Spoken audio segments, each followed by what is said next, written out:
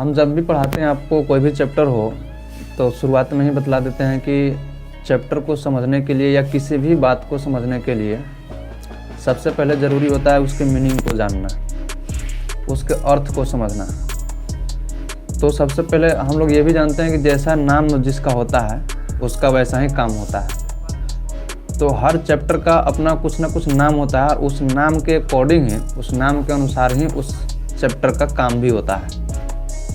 तो इस तरह इस पाठ का पहले हम लोग नाम जानेंगे और पाठ का नाम है अहम च त्वम च। तो अहम का मीनिंग अगर हम लोग समझ जाएंगे, त्वम का मतलब अगर हम लोग को पता है, च का मतलब अगर हम लोग को पता है, तो इस चैप्टर में हम समझ सकते हैं कि क्या काम होगा। इस चैप्टर में अहम, त्वम और च का प्रयोग ही दिखाया गया होगा। और जैसा कि आप लोग आगे देखेंगे भी, तो अहम का मतलब होता है मैं। संस्कृत में अहम का मतलब होता है मैं, त्वम का मतलब होता है तुम और च का मतलब होता है और। तो इन्हीं 3 शब्दों के इर्द गिर्द हमारा ये चैप्टर होगा और उसका काम होगा। उसको हम लोग पढ़ेंगे और समझेंगे। पहला लिखा है मम नाम भरतः। इसका मतलब मम का मतलब होता है मेरा, नामों का मतलब हो गया नाम और भरतः का मतलब है भरत, यानी मेरा नाम भरत है। अहम छात्र। अहम का मतलब पहले ही बतला दिए हैं कि मैं होता है और छात्र का मतलब छात्र होता है। तो मैं छात्र हूँ, इसका हिंदी हो जाएगा, हिंदी अनुवाद हो जाएगा कि मैं छात्र हूँ। राधे श्याम कुमार पूछ रहे हैं how are you sir. I am fine and I hope that you will also fine. तो ये हो गया कि मेरा नाम भरत है और मैं छात्र हूँ, विद्यार्थी हूँ। फिर दूसरा वाक्य है कि मम नाम गणेश। मेरा नाम गणेश है। अहम शिक्षकः। मैं शिक्षक हूँ।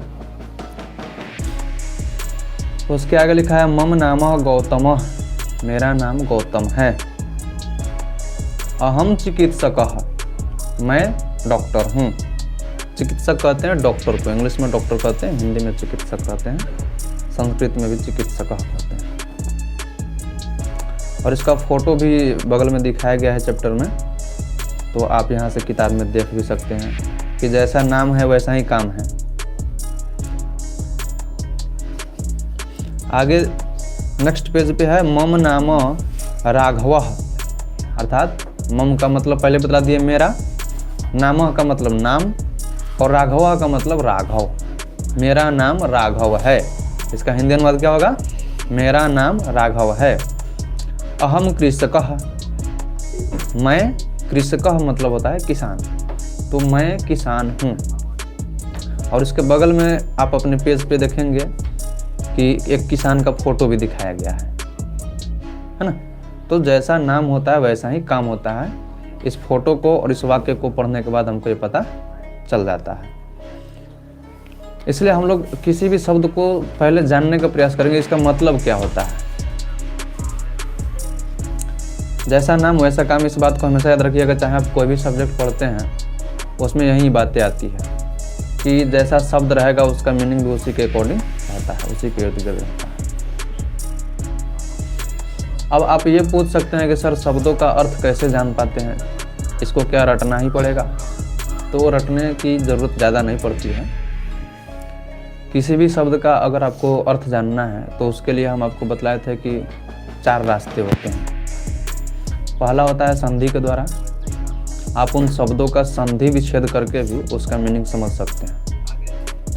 दूसरा बतलाए थे समास के द्वारा, अर्थात उस शब्द का समासिक अर्थ क्या होता है, उसका समास विग्रह करके भी हम लोग उस शब्द का अर्थ समझ सकते हैं। और तीसरा बतलाया था आपको उपसर्ग के द्वारा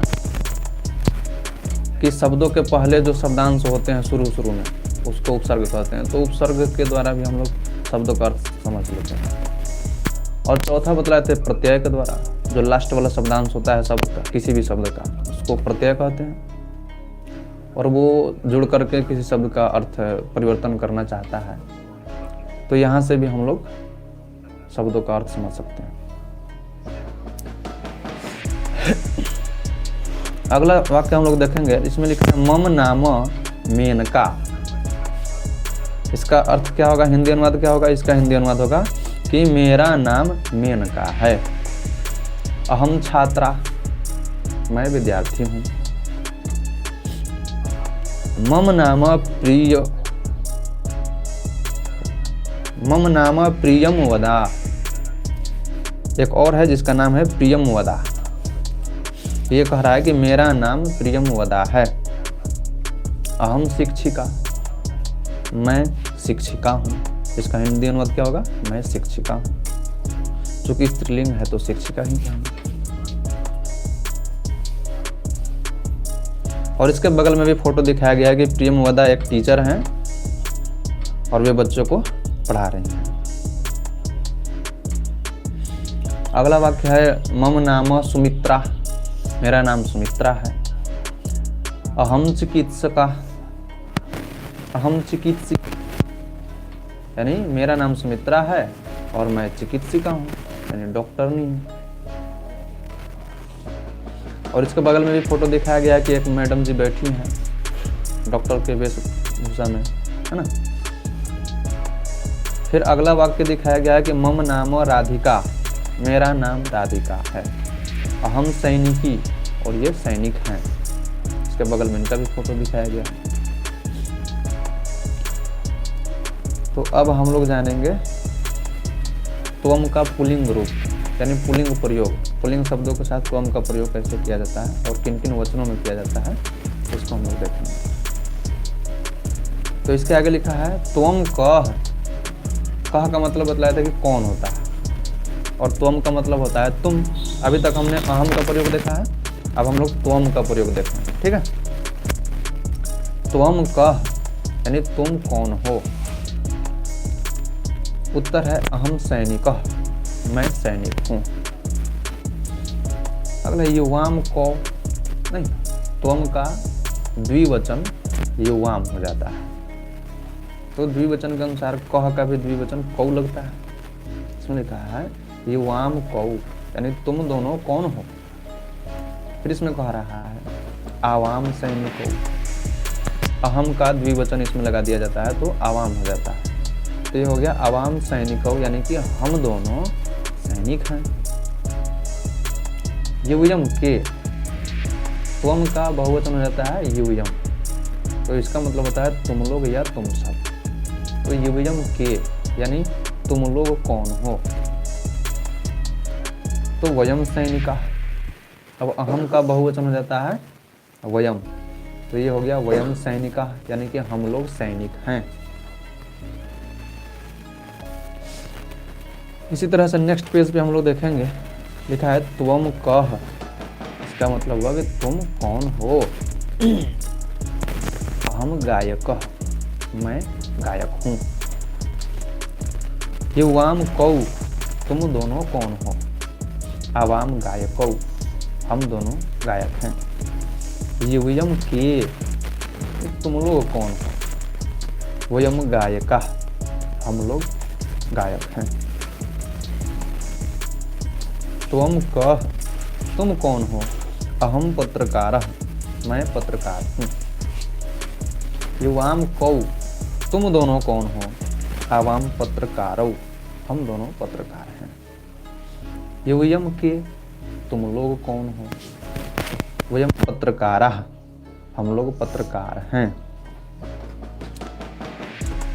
आगे है त्वम कह, तुम कौन हो। अहम पाचकः, मैं रसोइया हूँ। रसोइया को पाचकः कहते हैं। युवाम कौ, तुम दोनों कौन हो। आवाम पाचकौ, हम दोनों रसोइया हैं।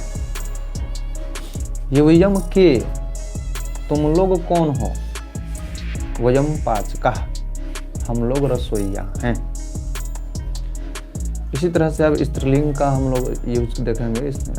त्वम का प्रयोग स्त्रीलिंग के साथ विभिन्न वचनों में।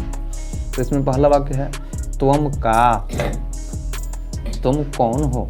देखिए त्वम का मतलब तो वही होगा तुम, और यहाँ कह का मतलब हम लोग अभी तक पढ़े थे कौन, तो वो पुल्लिंग के लिए होता है।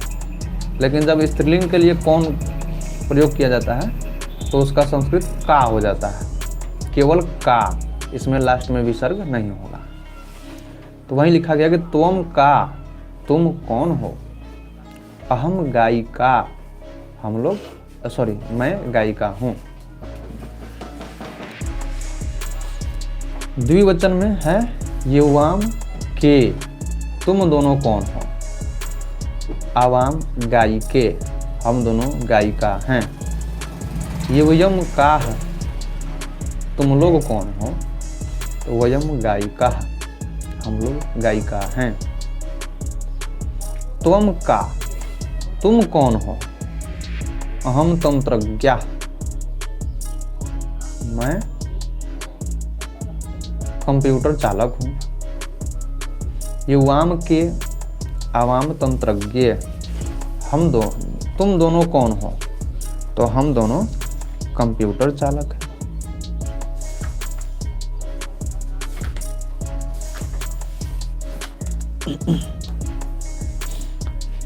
इसी तरह से अगला है कि युवाम के, तुम दोनों कौन हो। तो आवाम गायिके, हम दोनों गायिका हैं। युवाम के, तुम दोनों कौन हो। आवाम तंत्रज्ञ, तुम दोनों कौन हो। तो आवाम तंत्रज्ञ, हम दोनों कंप्यूटर चालिका हैं। युवाम का, तुम लोग कौन हो। वयम तंत्रज्ञ, हम लोग कंप्यूटर चालिका हैं। त्वम का, तुम कौन हो। अहम नर्तकी, हम लोग नर्तकी हैं, यानी कि डांसर जिसको कहते हैं इंग्लिश में, नृत्यांगना हिंदी में कहते हैं। युवाम के, तुम दोनों कौन हो। आवाम नर्तक्यौ, हम दोनों नर्तकी हैं। युवयम का, तुम लोग कौन हो। वयम नर्तक्य, हम लोग नर्तकी हैं।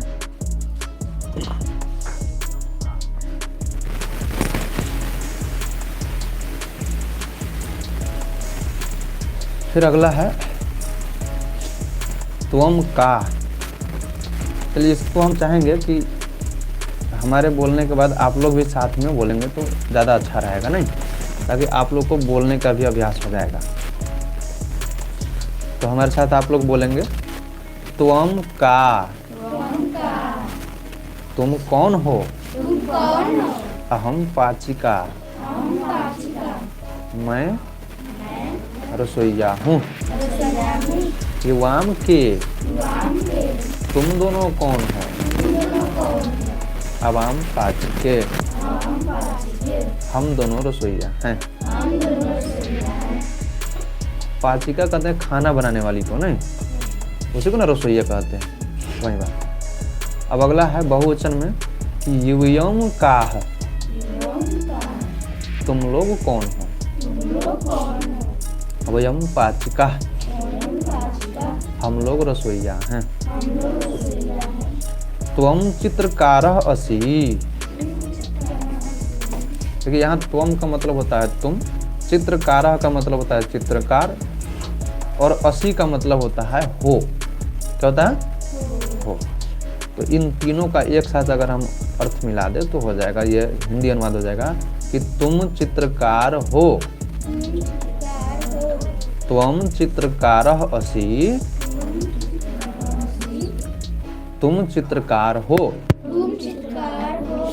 युवाम चित्रकारौ अस्थः, तुम दोनों चित्रकार हो। युवाम गायिके अस्थः, तुम दोनों गायिका हो। युवयम गायिका अस्थः, तुम लोग गायिका हो। अहम चिकित्सिका अस्मि, मैं डॉक्टरनी हूँ। चिकित्सिका क्या कहते हैं, महिला डॉक्टर को चिकित्सिका कहते हैं ना। तो इसको हम लोग गांव देहात में क्या कहते हैं, डॉक्टरनी कहते हैं, नहीं। तो इसका हिंदी अनुवाद हो गया कि मैं चिकित्सिका हूँ। फिर है आवाम चिकित्सिके स्व, आवाम चिकित्सिके स्व, हम दोनों चिकित्सिका हैं।